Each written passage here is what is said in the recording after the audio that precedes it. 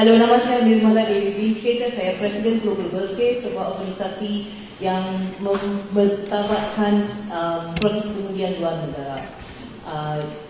Izinkan saya untuk bercakap dalam bahasa Inggeris. Just a little bit of background. Semasa PRU ke-13, lebih kurang 7,900 rakyat Malaysia telah mengundi dari luar negara, berdaftar sebagai pengundi luar negara. Semasa PRU 15, 48,000 pengundi pos luar negara telah berdaftar sebagai pengundi.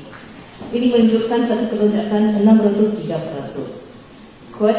Soalan saya pada hari ini untuk PRU ke-13 dan ke-14, rakyat Malaysia di luar negara menghadapi masalah kesulitan dan kami terpaksa berusaha gigih menggunakan masa, duit dan usaha yang paling banyak untuk mengembalikan kertas undi kita kembali ke negara Malaysia. We don't have a problem with it, but it's not sustainable for us because we have students. And my question is, apa komitmen dari Kerajaan Perpaduan sekarang untuk memudahkan lagi proses pengundian bagi pengundi dari luar negara, untuk memudahkan kami mengambil bahagian dalam proses demokrasi untuk memartabatkan demokrasi di negara kita. Soalan kedua, soalan paling mudah. Kita sebagai rakyat Malaysia di luar negara, kadang-kadang kami tidak pasti apa peranan yang perlu kami mainkan untuk pembangunan negara, untuk memastikan jadi peranan kami akan membawa satu perubahan untuk satu Malaysia Madani di Malaysia. Terima kasih. Terima kasih. Yang pertama, agenda kita reform, termasuk pilihan raya. Sekarang ini prosesnya itu terlalu rumit. Penduduk di Malaysia, di luar negara, termasuk Singapura, itu dah mencecah setengah juta atau lebih. Kita mesti permudahkan. Jadi arahan saya dari SPR, saya tidak mahu apa-apa alasan, cuma permudahkan, sama ada pengundian langsung ataupun letakkan beberapa senti yang lebih banyak. Umpamanya kalau di Germany dengan Maida, Matri, kemudian kedutaan dan pejabat, kalau kita ada 10 tempat seluruh Jerman, kita akan mengundi di situ lebih cepat, lebih efisien dan lebih selamat. Jadi saya boleh bagi jaminan dan pilihan yang akan datang mesti ada lebih ruang.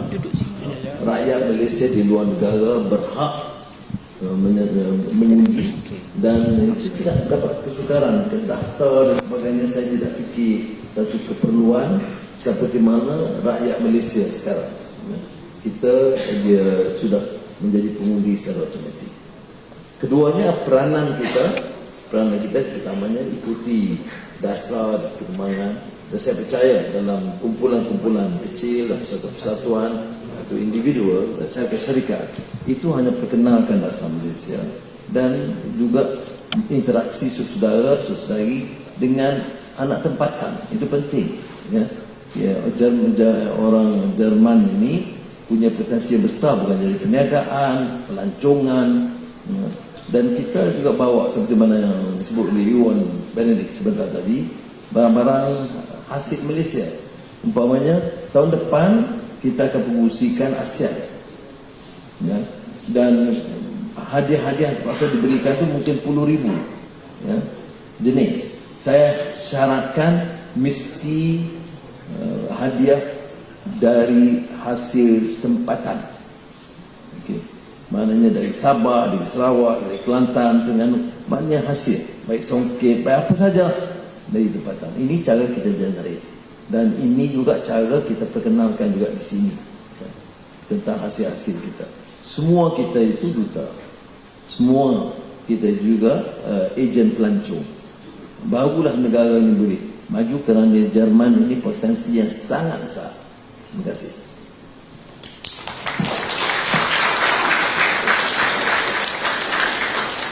Thank you. Can I have from this side of the room? Maybe you have a question?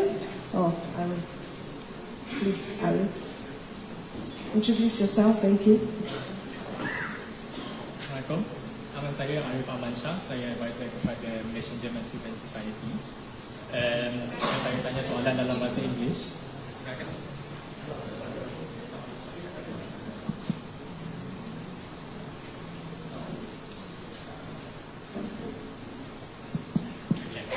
Nama saya Arif Amansyah. Saya advisor kepada Malaysian German Student Society. Saya akan tanya soalan saya dalam bahasa English. Many students like myself are looking to return back to Malaysia after our studies. But there are concerns that upon returning that we are unable to find suitable jobs. So what are the initiatives being undertaken by the government to address this and ensure that fresh graduates upon returning to Malaysia are able to find suitable jobs that fit their qualifications? Thank you. So far, graduates from Germany has not found any difficulty. The German graduates are in high demand, and most German firms look up to German graduates. So I don't see that's a problem, but I will of course refer to our Ministry of Manpower to deal with the issue and probably to give you the context. But right now, I mean, I fail to understand why this is a concern, because it's not an issue for probably graduates. Some countries may have a problem, but certainly not a graduate from Germany. Very high demand. I don't know why.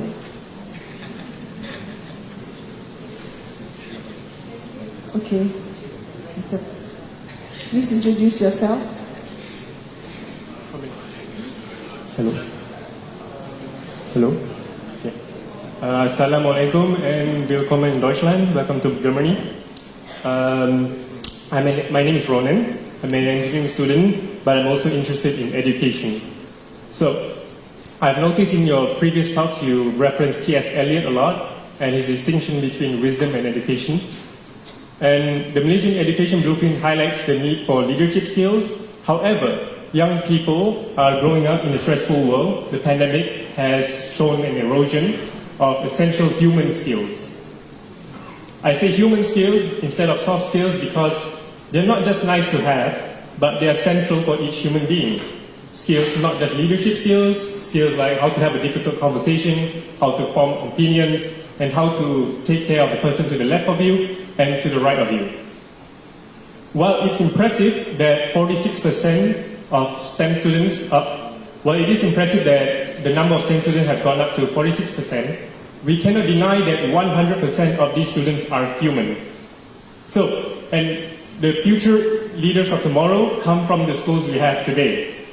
So, therefore my question to you is, what are your plans to address this issue and to give them both the technical proficiency they need as well as the human skills they need to strive not only for knowledge of the books but also knowledge on how to live life. Thank you very much. A very pertinent question. You see, was finally the aim of education is of course the acquisition of knowledge, but it is not purely utilitarian. There's a school in philosophy and in education called utilitarianism. You study to become engineers and you think of nothing else. And you don't care about humanity, you don't care about society.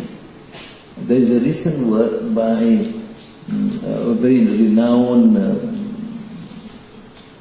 ex-dean of Harvard.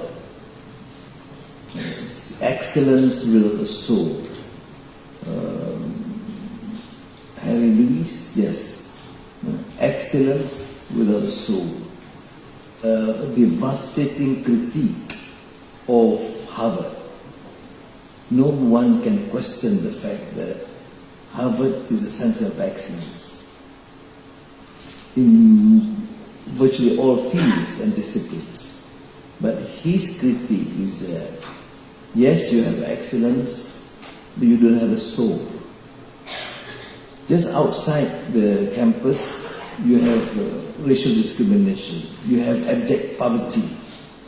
It's not of a concern to the students.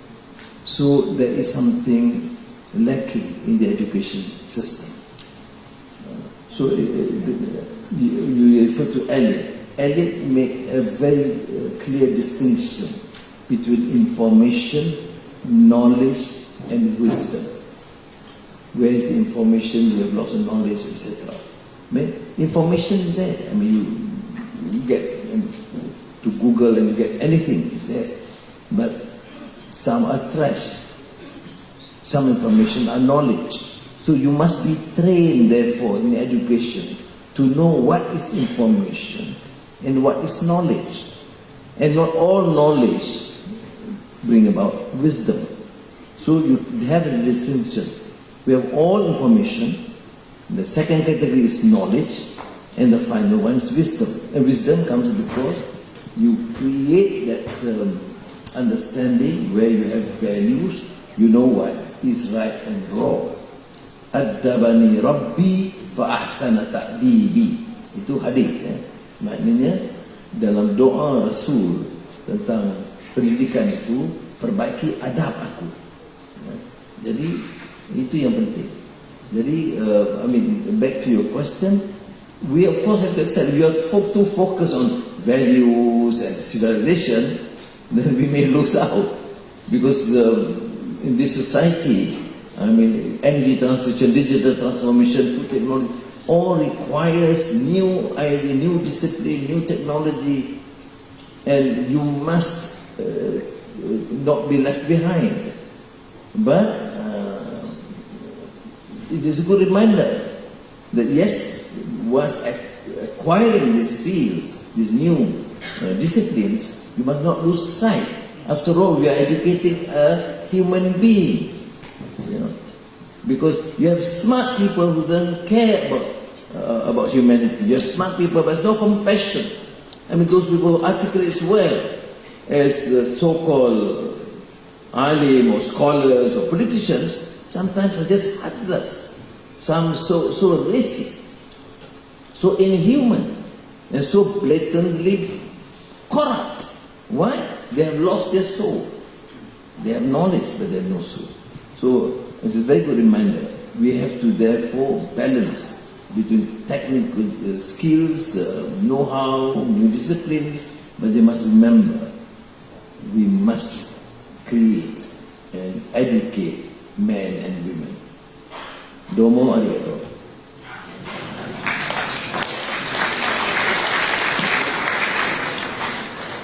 Okay, you're the next person. The Honorable Prime Minister Anwar, we're very proud to have you in Germany, and I also first want to thank your excellent team under the ambassador. Has been a huge help in our new investments that we are doing in Malaysia, including Medtrade, and MITI and MIDA. I really want to thank you for your great team, and just to give you a bit of a insight of what we are doing. I'm sure you're aware that the Europeans are more interested in lifestyle than anything else at the moment. They're all talking about lifestyle. So we're bringing the new business of recreational vehicles into Malaysia. That's caravans, motorhomes. And we have one of the biggest investors that we spoke to today, now Stubbart. They're coming in with a huge investment.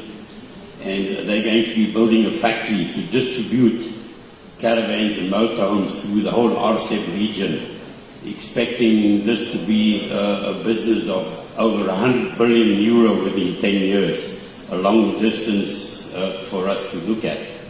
Well, I signed to MIDA chief who's here, which you can explain in detail. Yes, we've spoken to him about that.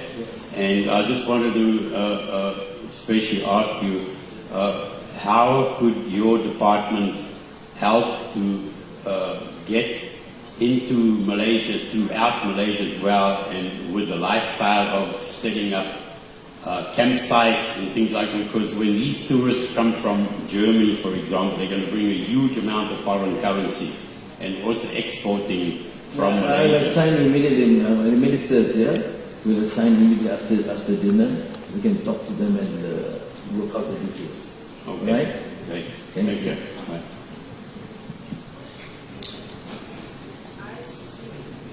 I see a hand at the back of the room. Can we get a mic to him or her? Thank you. Okay.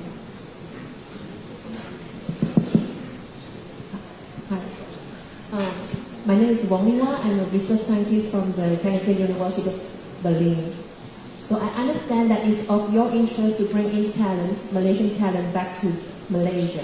So my first question is, how do you actually encourage and promote responsible citizen science and responsible stakeholder engagement during all this socio-economic development?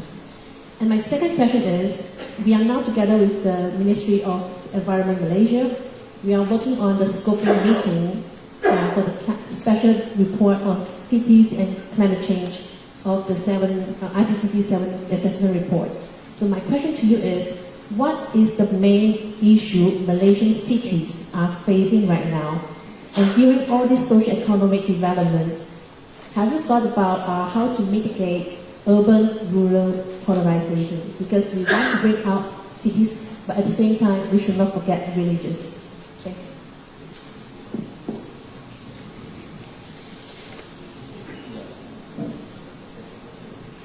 Can I get your first question again? It was not so clear. We got the second question, but the first, maybe you can repeat? Thank you. Sure. So when is your ambition to bring back all the Malaysian talents to Malaysia for all the development? Okay. So how do you encourage responsible citizen science and responsible stakeholder engagement? Well, right now, because of political stability, clarity in policies, you find more Malaysians coming back. One. But you ask me frankly, we don't need to. I mean, some should excel overseas. I mean, you establish your grounds, your professionalism, initial exposure outside is of immense help to the country. So, in fact, in our policy, even among DPA scholars, if some of them, if we don't urgently require them back home, can be encouraged to have initial exposure overseas. That's one area. But of course, we start now identifying, there's a talent call, where personalities or researchers where we believe can contribute in the country, then we'll invite them. We'll do it. But I think it is, it will come about with a more stable, vibrant economy. If we are still slow, then you, whatever perks you give will not be attractive enough. So the ecosystem must be to support such venture. We'll do it. The second issue was cities. Now, this urban-rural dichotomy does not work in the manner that what we thought of in the past, because in the urban area, majority of the population is now in the urban areas, urban and suburban. And if you talk about poverty, worse poverty in the urban area than poverty in the rural areas. But the focus must be like. My first major policy is to wipe out abject poverty in the country. Noktahkan kemiskinan tegar. Okay? And that covers both rural, including rural heartland of Sabah, Sarawak, and the rural areas in Semenanjung, and urban poor. You'll be surprised that the number, in terms of numbers of poverty, those poverty-stricken areas affect mostly urban areas. Now, extending beyond that, the whole planning for cities must change. You know, in the first year I was handling Kuala Lumpur just to get a good understanding. Then I realized why you have this so close division there ought to be between the very rich elites and the poor. Why is there no concentration to help out? First, the poverty. Secondly, housing. Third, even the restaurants. Nobody cares. And majority goes there. So I've instructed the Dewan Bandaraya to focus on this. So you have now more than 80 of these warungs and grais that have been vastly improvised. Clean water, sanitation, and better facilities. So these are, I think, issues that we have to address. Then the green line, okay. Then facilities, amenities for the general public. We have the best restaurants for the rich. We have the best spas for the rich. We have actually nothing for the public. So there is that this clear disparity between the rich, very rich, and the poor. So we have to address it with the best of our ability. At least for Kuala Lumpur, we have begun. And even the Minister for Housing is now embarking aggressively to address some of these issues. Green line, cleanliness, better restaurants for the poor, for the majority, and public housing. Some public housing that we have around Kuala Lumpur has been built for the last 40 years, 50 years. And there's no change in this small, dilapidated building, one-room flats. But it costs a lot of money. That's why, to my mind, economic vibrancy is critical. When you have the funds, then you can manage better. But right now, when I took over, I inherited 1.5 trillion ringgit of debt, 5.6% of deficit, which we have to deal with. You can't see this only an issue to be dealt with by the Minister of Finance. It is a common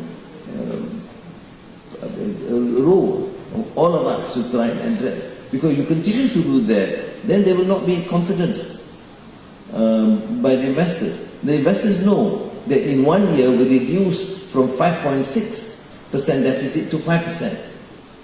And this year we'll reduce further. So then there is confidence. No excessive borrowing, no additional excessive expenditure for the mega projects. Make sure the projects approve projects for the welfare of the people and general infrastructure that is required for the country. For the ports, yes. For the airports, yes. For what is clearly urgent program or project. Okay? Thank you. Why ask me difficult questions? You should ask some others. Okay, we can take one short question from you and maybe just one short question. One, and I see a hand at the back. Okay. Short question, please. Selamat sejahtera, saya Matthew, pelajar tajaan JPA dan juga Vice President Malaysian German Student Society pada tahun ini. Soalan, we students are the next generation in leading and developing the country. Soalan saya kepada Dato' Sri ialah, apakah advice Dato' Sri kepada youths and students di overseas in terms of succeeding in life and in contributing to the country? Sekian. Ya, saya ada kaitkan tadi dalam jawapan. Pertamanya tentunya cemerlang dalam pendidikan. Tapi faham bahawa pendidikan itu bukan sahaja kemahiran dan keterampilan, tapi juga kemanusiaan dan nilai dan akhlak. Negara jahanam sebab apa? Sebab sementara ada pembangunan, tapi nilai merosot. Rasuah diterima sebagai satu sistem budaya. Jadi hal-hal ini harus juga memberi kesan kepada mahasiswa. Jadi mesti ada satu minat melihat pendidikan itu secara yang menyeluruh, mendidik manusia, mengekalkan nilai manusiawi atau keinsanan dengan kemahiran-kemahiran, keterampilan bidang yang mendesak yang diperlukan sekarang. Sebab itu teknologi berubah dengan kadar yang sangat pantas dan kecepatan perubahan itu menuntut kita juga merubah dengan cepat. Ini yang disebut dalam zaman pasca normal. In the post-normal times, the pace of change has been extremely fast, and you proceed with the normal planning and execution of the past, we will lose out. Okay? Arigato. Question to the girl that okay, is that a lady or a man? Please stand up. Yes, you. No need to look at the back. You. That's right. Thank you.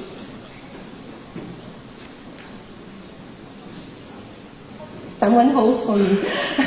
A very good evening, selamat petang, Dato' Sri and Datin Adina. My name is Dwi. I'm part of the Malaysia Club Berlin, and I'm very proud to be, saya bangga bergelar anak Malaysia. But one issue that's very close to my heart is that saya sedih bila saya dengar lagu saya anak Malaysia, because my own anak does not get citizenship. So this is a hotly debated issue, and I think it is, of course, not fair that Malaysian citizens, this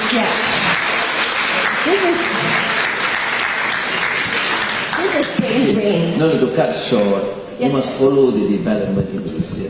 Yes, I know. Your question is now overtaken by events. We have announced that we are tabling the motion next week, most likely, because the issue is the parent. In the present constitution, for decades, parent means father. Yes. Now we realize that it's not right. Yes. So parents mean father and mother. Thank you for So that. that has been passed. My dear, don't worry, your baby or child My is two with the children. Two, okay, dua-dua lah, 20. It's done. Okay. It's already cleared by the cabinet. Terima kasih. Thank you so much.